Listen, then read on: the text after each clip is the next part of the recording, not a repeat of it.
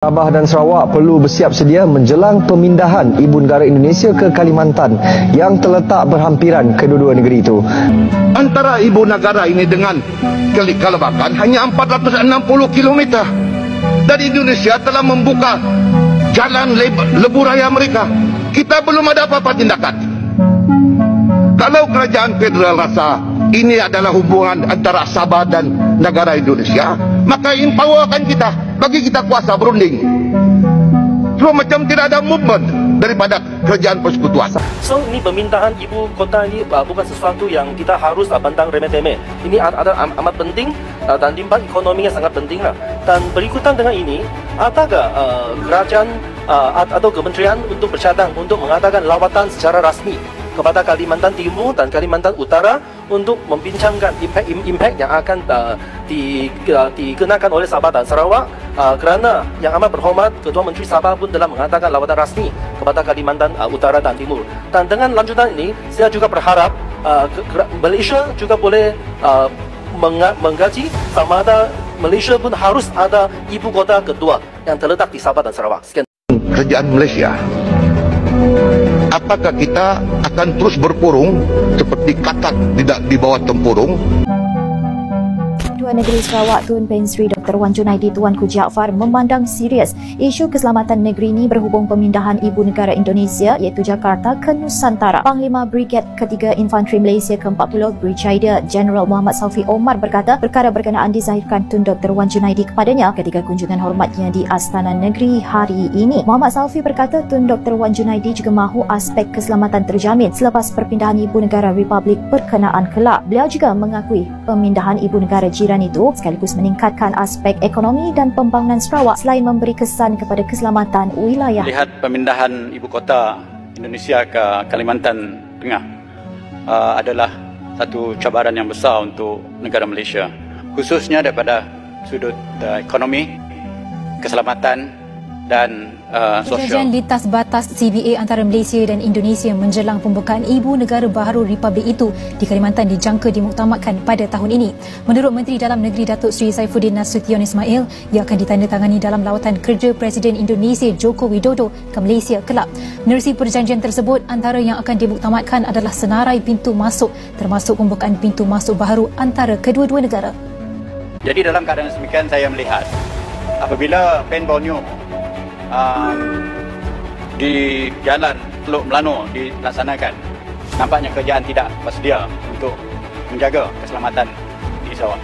Dan ini datangnya lebih ramai lagi. Apakah persediaan untuk mengadakan CIQ yang lebih banyak, bentenglah dan menyelesaikan masalah-masalah boundary yang belum disetujui oleh di antara Indonesia dan Malaysia, supaya perkara ini tidak mendatangkan satu masalah besar apabila kumpulan yang ramai datang daripada mana-mana tempat nanti untuk menduduki di Kalimantan Tengah. Terima kasih. Dalam politik internasional terutama di kawasan Asia Tenggara, perubahan besar seperti pemindahan ibu kota suatu negara dapat menciptakan dampak yang luas dan mendalam. Kabar mengenai pemindahan ibu kota Indonesia ke Kalimantan Timur yang akan menjadi Nusantara telah menciptakan polemik baru dengan potensi dampak yang lebih dari sekadar perubahan geografis. Salah satu reaksi mengejutkan adalah pernyataan bahwa wilayah Sabah dan Sarawak Malaysia sedang mempertimbangkan untuk mengajukan diri sebagai provinsi yang baru di Indonesia. Ini adalah perkembangan yang menarik dan kompleks yang mencerminkan dinamika politik dan sejarah panjang di kawasan ini.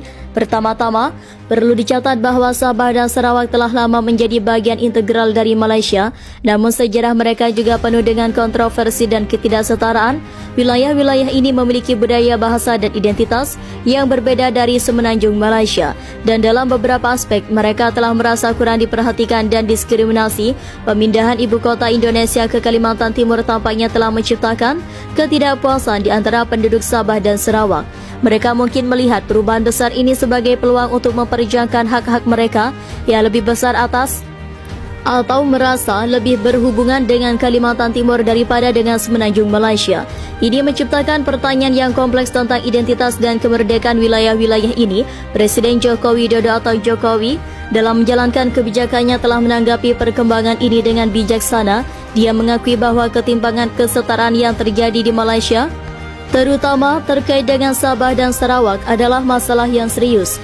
Ini mencerminkan komitmen Indonesia untuk mendukung kesetaraan antara negara-negara di kawasan ini dan menghormati hak-hak rakyat Sabah dan Sarawak. Namun, Jokowi juga menegaskan bahwa Indonesia tidak akan menekankan warga Malaysia yang ingin pindah ke negaraan. Ini adalah langkah yang penting untuk menjaga hubungan baik antara Indonesia dan Malaysia dan mencegah konflik yang lebih besar. Sebagai negara-negara tetangga, kerjasama antara Indonesia dan Malaysia memiliki dampak besar pada stabilitas dan kemakmuran kawasan ini. Polemik ini juga mencerminkan kompleksitas politik dan identitas di kawasan Asia Tenggara.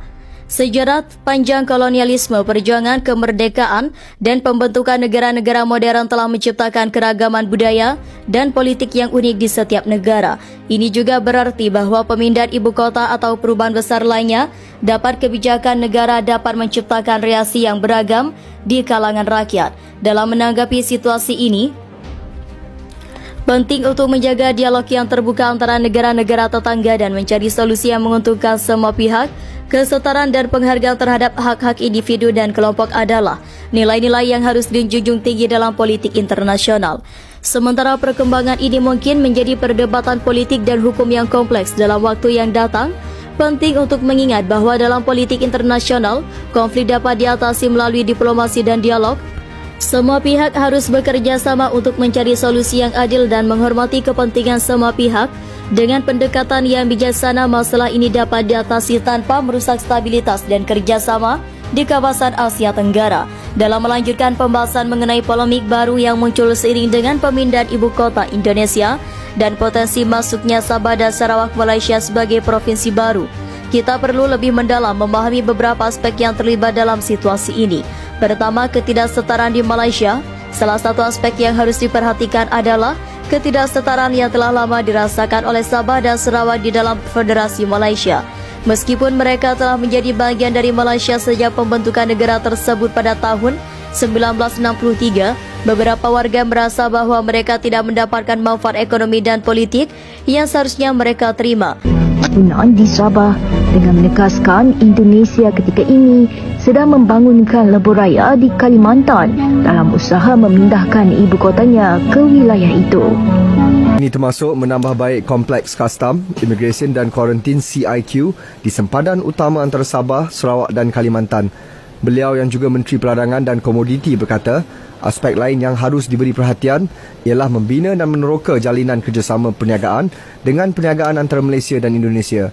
Ia bertujuan mewujudkan interaksi ekonomi antara sempadan bagi memenuhi keperluan kedua-dua negara. Malaysia-Indonesia mungkin boleh merancang untuk membangunkan laluan kereta api di sempadan Sarawak dan Kalimantan. Kemudahan itu dapat digunakan untuk mengangkut barangan dari Kalimantan ke Bintulu menggunakan fasiliti pelabuhan Bintulu. Timbalan Perdana Menteri Datuk Seri Fadilah Yusof berkata, fokus perlu tertumpu kepada usaha mempercepat pembangunan di sempadan. Ini termasuk menambah baik kompleks custom, immigration dan kuarantin CIQ di sempadan utama antara Sabah, Sarawak dan Kalimantan. Beliau yang juga Menteri Perdagangan dan Komoditi berkata, aspek lain yang harus diberi perhatian ialah membina dan meneroka jalinan kerjasama perniagaan dengan perniagaan antara Malaysia dan Indonesia. Ia bertujuan mewujudkan interaksi ekonomi antara sempadan bagi memenuhi keperluan kedua-dua negara. Malaysia-Indonesia mungkin boleh merancang untuk membangunkan laluan kereta api di sempadan Sarawak dan Kalimantan. Kemudahan itu dapat digunakan untuk mengangkut barangan dari Kalimantan ke Bintulu menggunakan fasiliti pelabuhan Bintulu. Presiden Indonesia Joko Widodo memaklumkan beliau akan mula bekerja dari ibu negara baru Nusantara di Kalimantan Timur pada Julai tahun ini. Menurutnya ketika ini beliau hanya menunggu lapangan terbang dan jalan bertol siap sebelum berpindah ke sana.